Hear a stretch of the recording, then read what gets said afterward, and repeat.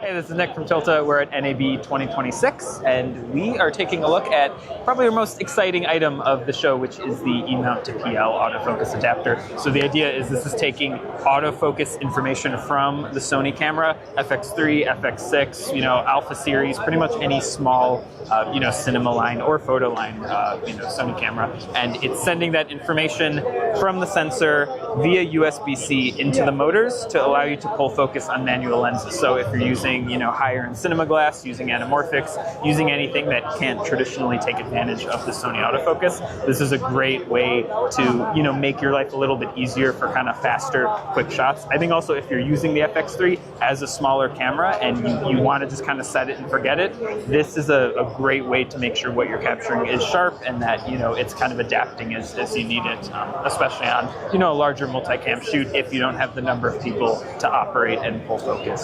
So this is something that we are currently, I believe we're just getting out a pre-order, so it is shipping and is going to be available in a few different lens mounts. But yeah, you can take your favorite vintage or high-end cinema glass and you can throw it on an FX3 and you can get a pretty great image with all the kind of modern conveniences of the FX3 and it works with our Nucleus M2 series, Nucleus Nano. So a lot of our users or ACs who already have an M in their kit, possibly as an additional unit to whatever they're rocking as their main unit, they can just buy the adapter $299, link it up, and it's it's a pretty simple process. So we'll take a look at a couple other items that we're showing for the first time, but this is our kind of main item of NAB this year.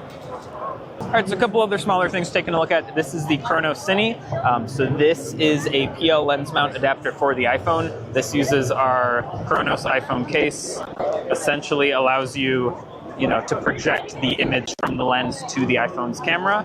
And more than that, outside of just getting, better depth of field and kind of more of a traditional cinematic image, it kind of introduces a lot of users to the way you would build a camera like this. So I think for people who are learning filmmaking, they might not be wanting to buy a new camera every year, but you're getting a new iPhone every couple years anyway. So this allows you to kind of build up a rig, swap out the phone as the technology improves, and get kind of used to the ecosystem. A lot of mounting points, works with a lot of our base plates. Same thing as the other adapter, using anamorphic, specialty zoom lenses, any kind of wild vintage lens you want to throw onto it.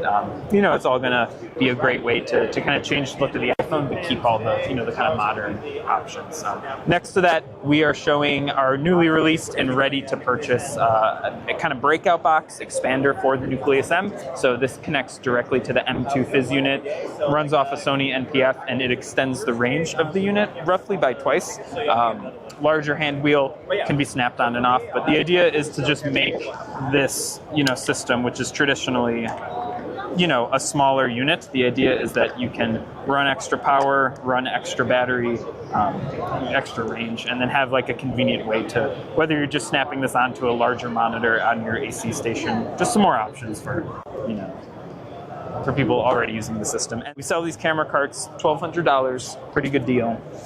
We're selling a kit of 2 additional motorized wheels and a control box, as well as a wireless handle. So you do need a battery to run it, something like a block battery. These DJI or EcoFlows work really well. But with this handle, just, a lot similar to an e-bike, you have like an assisted mode. It has 2 different speed settings. So one is loosely walking speed, the other is a little bit faster. But the idea is, you're moving between locations. A lot of people even shooting here at NAB can make your life a little bit easier with, a motorized cart. So that's something we're going to be selling the kit for around $600. So again, relatively inexpensive for the functionality and, compatible with a lot of the other accessories in terms of options for mounting the battery, in terms of just building out like a mobile, kind of workhorse while not spending a crazy amount. As we do try to we try to more cater to, kind of emerging filmmakers, people who are trying to get more out of a smaller budget, might not even traditionally be even looking at a camera cart. I think this cart is a good way to kind of like get introduced to that workflow, and the motorized kit is just another way to expand what the higher end productions are already doing and, kind of help out the independent film scene.